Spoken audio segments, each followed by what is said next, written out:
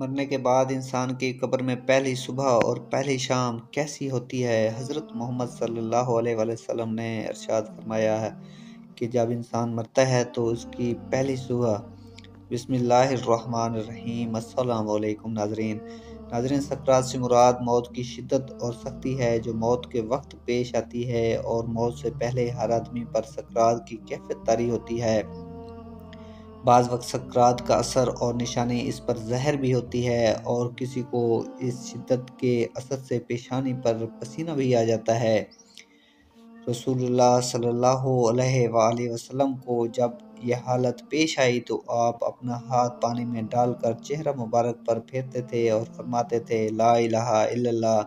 یعنی کلمہ طیبہ پڑھتے تھے۔ فرمایا کہ موت کی بڑی شدت ہوتی ہے، نزا اس تکلیف کا نام ہے جو صرف روح پر اترتی ہے اور تمام اعضاء کو گھیر لیتی ہے، حتیٰ کہ بدن میں روح کے جتنے اعضاء ہیں ان سب کو درد محسوس ہوتا ہے۔ نزا کی تکلیف نفس روح پر حملہ ور ہوتی ہے اور تمام اعضاء کو گھیر لیتی ہے، کیونکہ ہر رگ، ہر پٹھے، بدن کے ہر حصے، ہر جوڑ، ہر بال کی جڑ اور کھال کے نیچے سے حتیٰ کہ سر کی چوٹی سے پیروں تک ہر جگہ سے روح کو نکالا جاتا ہے۔ اس لیے تم اس کے کرب اور تکلیف کا حال نہ پوچھو۔ حتیٰ کہ بزرگوں نے فرمایا موت تلوار کی مار، آرے کے چیرنے اور کینچی کے کاٹنے سے زیادہ سخت ہے، کیونکہ بدن کو تلوار سے کاٹا جائے تو صرف اس کے لیے تکلیف ہوتی ہے۔ بدن کا روح سے تعلق ہے، تو جب صرف روح کو صدمہ پہنچے تو کس قدر تکلیف ہوگی۔ نیز جب کسی شخص کو مرا جاتا ہے تو وہ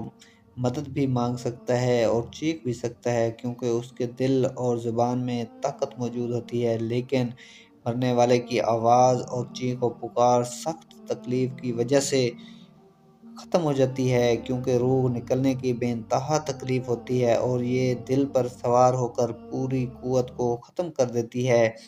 مرنے والے کے اعضاء کمزور پڑ جاتے ہیں اور اس میں مدد مانگنے کی طاقت باقی نہیں رہتی۔ یہ تکلیف عقل کو بھی ڈھانپ لیتی ہے، اوسان قطع کر دیتی ہے، زبان کو بولنے سے روک دیتی ہے۔ موت کے وقت انسان چاہتا ہے کہ روئے، چلائے اور مدد مانگے، لیکن وہ ایسا نہیں کر سکتا، اور اگر کچھ قوت باقی رہتی بھی ہے تو روح نکلنے کے وقت اس کے حلق اور سینے سے گرگرارے کی آواز سنائی دیتی ہے۔ اس کا رنگ مٹیالہ ہو جاتا ہے، گویا اس سے وہی مٹی زہر ہوتی ہے جس سے وہ بنا تھا، اور جو اس کی اصل فطرت ہے۔ اس کی رگیں کھینچ لی جاتی ہیں، حتیٰ کہ آنکھیں ڈھیلے پلکوں کی طرح اٹھ جاتی ہیں، ہونٹ سکڑ جاتے ہیں، زبان اپنی جڑ کی طرف کھینچ جاتی ہے اور انگلیاں سبز ہو جاتی ہیں اور ٹھنڈی پڑ جاتی ہیں۔ تو ایسے بدن کا حال نہ پوچھو جس کی ہر رگ کھینچ لی جائے۔ تو ذرا غور کرو کہ ایک رگ کے کھینچنے سے اتنی سخت تکلیف ہوتی ہے، تو اس وقت کا کیا حال ہوگا جب درد میں مبتلا روح کو بھی کھینچ لیا جائے، اور کسی ایک رگ سے نہیں بلکہ تمام رگوں سے اسے کھینچا جاتا ہے۔ پھر ایک ایک کر کے ہر عضو میں موت واقع ہوتی ہے۔ پہلے اس کے قدم ٹھنڈے پڑ جاتے ہیں، پھر پنڈلیاں اور پھر رانیں ٹھنڈی پڑ جاتی ہیں، اور ہر عضو میں نئی سختی اور شدت پیدا ہوتی ہے، حتیٰ کہ گلے تک نوبت آ پہنچتی ہے، اور اس وقت اس کی نظر دنیا اور دنیا والوں سے پھر جاتی ہے۔ اس پر توبہ کا دروازہ بند ہو جاتا ہے اور اسے حسرت و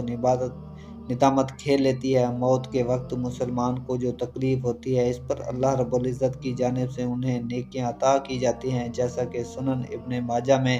روایت ہے، جس کا مفہوم ہے حضرت عائشہ رضی اللہ تعالیٰ عنہ سے مروی ہے کہ رسول اللہ صلی اللہ علیہ وسلم ان کے پاس تشریف لائے، اس حال میں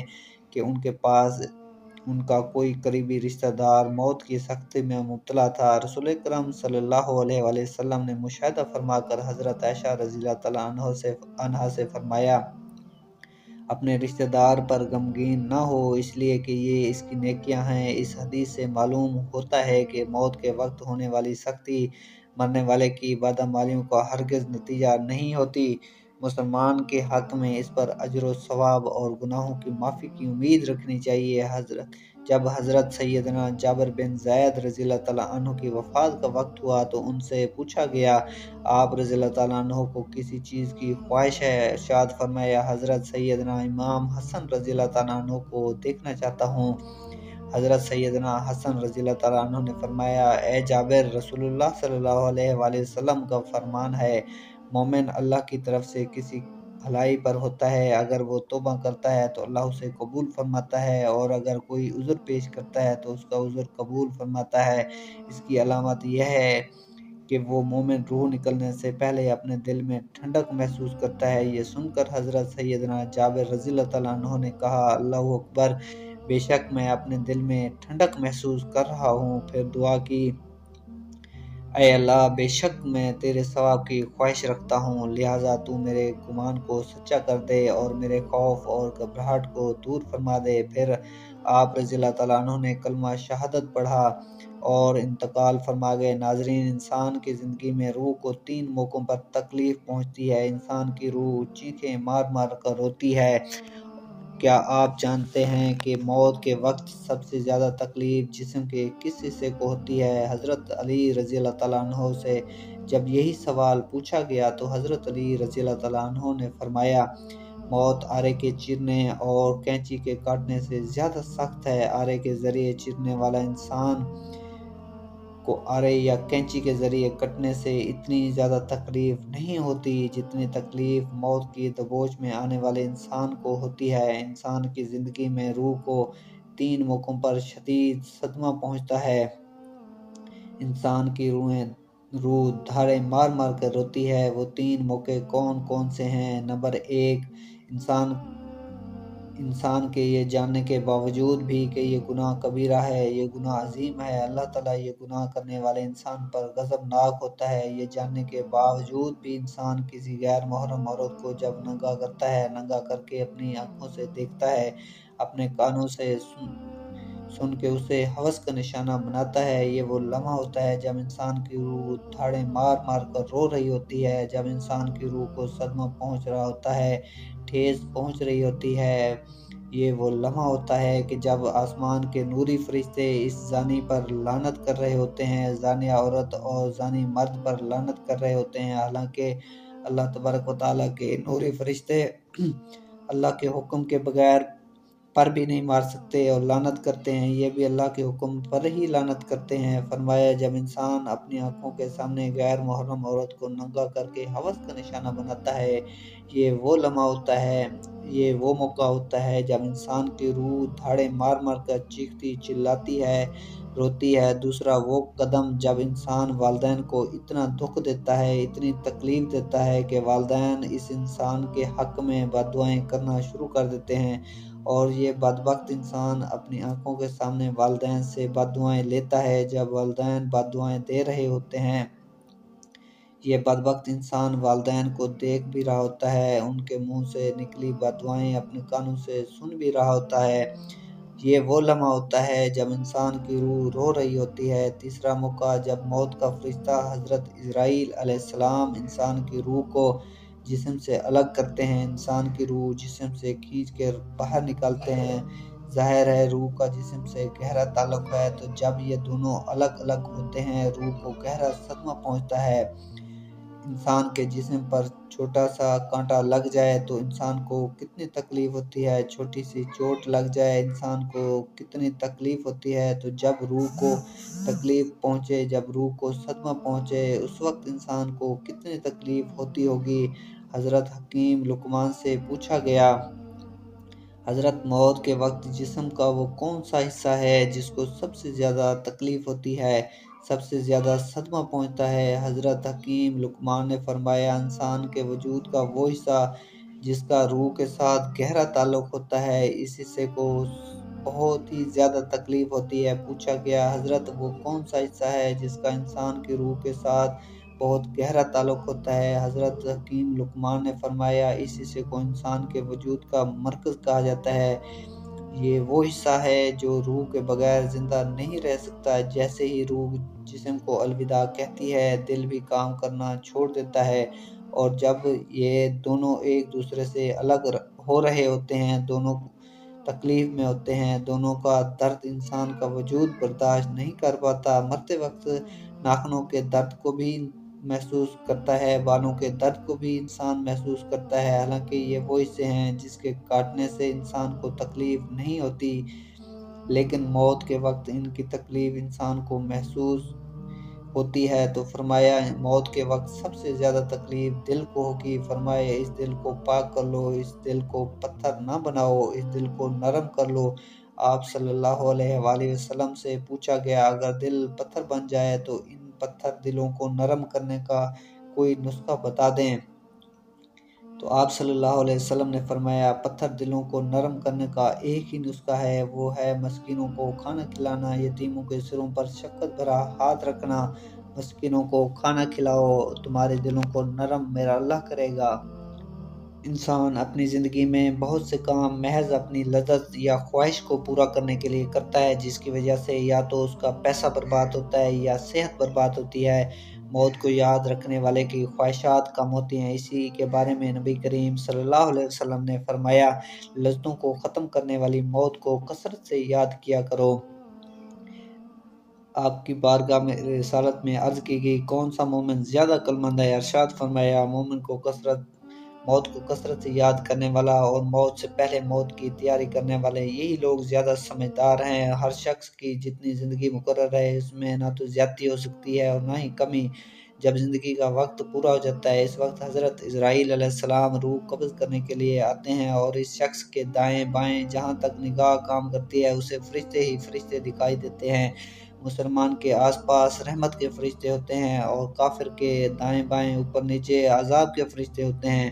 اس وقت ہر شخص پر اسلام کی حقانیت آفتاب سے زیادہ روشن ہو جاتی ہے، مگر اس وقت کا ایمان معتبر نہیں، اس لیے کہ حکم ایمان بالغیب ہے یہ،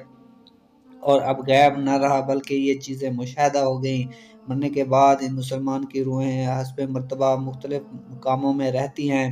بعض کی قبر پر، بعض کی زمزم شریف میں، بعض کی آسمان و زمین کے درمیان، بعض کی پہلے دوسرے ساتویں آسمان تک، اور بعض کی آسمانوں سے بھی بلند، اور بعض کی روحیں زیر عرش قدیلوں میں اور بعض کی علیین میں، مگر کہیں بھی ہوں اپنے جسم سے ان کا تعلق بدستور رہتا ہے۔ تو جو کوئی قبر پر آتا ہے وہ اسے دیکھتے ہیں، پہچانتے ہیں، اس کی بات سنتے ہیں۔ حدیث میں ہے کہ ایک طائر پہلے قفس میں بند تھا اور اب آزاد کر دیا گیا۔ علماء کرام فرماتے ہیں بے شک پاک روحیں جب جسم سے جدا ہوتی ہیں عالم بالا سے مل جاتی ہیں اور سب کچھ ایسا دیکھتی سنتی ہیں جیسے یہاں حاضر ہیں۔ حدیث میں فرمایا گیا ہے کہ جب مسلمان مرتا ہے تو اس کی راہ کھول دی جاتی ہے، جہاں دل چاہے جائیں مردہ کلام بھی کرتا ہے، اور اس کے کلام کو جن اور انس کے سوا تمام حیوانات وغیرہ سنتے بھی ہیں۔ جب مردے کو قبر میں دفن کرتے ہیں تو اس وقت اس کو قبر دباتی ہے، اور اگر وہ مردہ مسلمان ہے تو اس کا دبانا ایسا ہوتا ہے کہ جیسے ماں پیار سے اپنے بچے کو زور سے سینے سے چمٹا لیتی ہے، اور اگر وہ کافر ہے تو اس کو اتنے زور سے دباتی ہے کہ ادھر کی پسلیاں ادھر ہو جاتی ہیں اور ادھر کی پسلیاں ادھر ہو جاتی ہیں۔ جب دفن کرنے والے دفن کر کے وہاں سے چلے جاتے ہیں تو ان کے جوتوں کی آواز تک بھی سنتا ہے۔ اس وقت اس کے پاس دو فرشتے اپنے دانتوں سے زمین کو چیرتے ہوئے آتے ہیں اور نہایت ہی سختی کے ساتھ کرخت آواز میں سوال کرتے ہیں۔ پہلا سوال تیرا رب کون ہے؟ دوسرا سوال تیرا دین کیا ہے؟ تیسرا سوال ان کے بارے میں تو کیا کہتا ہے؟ مسلمان ہے تو پہلے سوال کا جواب دے گا میرا رب اللہ ہے، اور دوسرے سوال کا جواب دے گا میرا دین اسلام ہے، تیسرے سوال کا جواب دے گا وہ تو رسول اللہ صلی اللہ علیہ وسلم ہے۔ اس وقت آسمان سے ایک منادی ندا کرے گا کہ میرے بندے نے سچ کہا ہے، اس کے لیے جنت کا بچھونا بچھا دو اور جنت کا لباس پہنا دو، اور اس کے لیے جنت کی طرف ایک دروازہ کھول دو، جنت کی ہوا اور خوشبو اس کے پاس آتی رہے گی، اور جہاں تک نگاہ جائے گی وہاں تک اس کی قبر کشادہ کر دی جائے گی، اور اس سے کہا جائے گا کہ تو سو جا۔ پہلے اس کے بائیں ہاتھ کی طرف جہنم کی کھڑکی کھولیں گے جس سے گرم ہوا اور سخت بدبو آئے گی، پھر وہ بند کر دیں گے۔ اس کے بعد دائیں طرف سے جنت کی کھڑکی کھولیں گے اور اس سے کہا جائے گا کہ اگر تو ان سوالوں کے جواب صحیح نہ دیتا تو تیرے واسطے وہ تھی، اور اب یہ ہے تاکہ وہ اپنے رب کی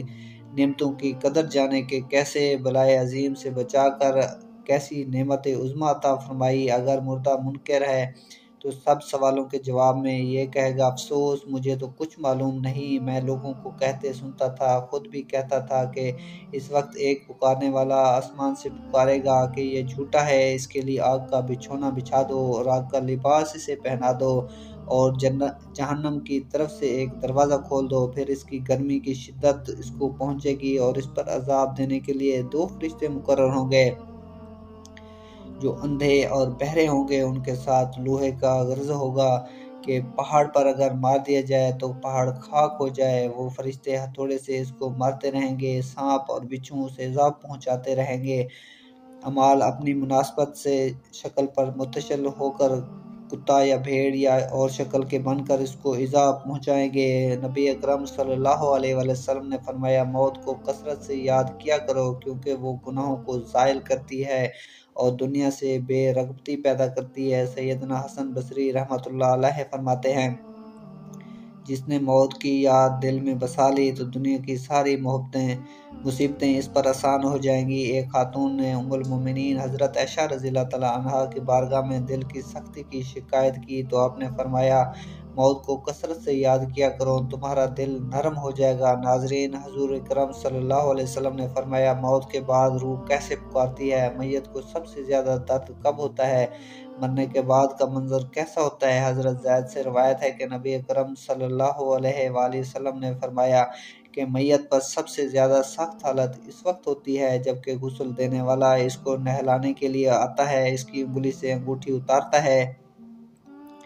جسم سے لباس اتارتا ہے، سر سے امامہ جدا کرتا ہے، اس کی روح بے چین ہو کر فریاد کرتی ہے، جس کی آواز جن و انس کے سوا سب سنتے ہیں اور کہتی ہے، اے نہلانے والے، تجھ کو خدا کی قسم میرے کپڑے بہت نرمی سے اتارو کیونکہ ملک الموت کے پنجے کی تکلیف سے مجھے پوری طور پر بھی آرام نہیں ملا۔ پھر جب اس کو تختے پر لٹا کر اس پر پانی ڈالا جاتا ہے تو روح چلاتی ہے، نہلانے والے، خدا کے واسطے میرے جسم کو قوت سے ہاتھ نہ لگا کیونکہ وہ جان کنی کی سخت سے زخمی اور چور چور ہو رہا ہے۔ پھر جب نہلا کر اس کو کفن پہناتے ہیں اور پاؤں کی طرف سے باندھ دیتے ہیں تو روح کہتی ہے، غسل دینے والے، خدا کے لیے اب میرے سر کی طرف سے میرے کفن کو گرا نہ لگانا تاکہ میرے بیوی بچے اور تمام رشتہ دار دنیا میں آخری بار میری صورت دیکھ لیں، کیونکہ آج میں یہاں سے جا رہا ہوں اور قیامت تک یہ میری صورت نہیں دیکھیں گے۔ پھر جب اس کا جنازہ تیار کر کے گھر سے باہر نکالا جاتا ہے تو روح پکارتی ہے، جنازہ اٹھانے والو، خدا کے واسطے ابھی جلدی نہ کرنا تاکہ میں اپنے بال بچوں اور عزیز و اقارب سے رخصت ہو لوں۔ اے جنازہ اٹھانے والو، میں اپنی اولاد کو آج یتیم اور بیوی کو بیوہ چھوڑے جاتا ہوں، خدا کے لیے میرے بعد ان کو تکلیف نہ دینا، میں اپنا گھر اور مال و اسباب دوسروں کے لیے چھوڑے جاتا ہوں، اب یہاں کبھی واپس نہ آؤں گا، قیامت تک کسی کی صورت نہ دیکھوں گا۔ پھر جب جنازہ اٹھا کر لے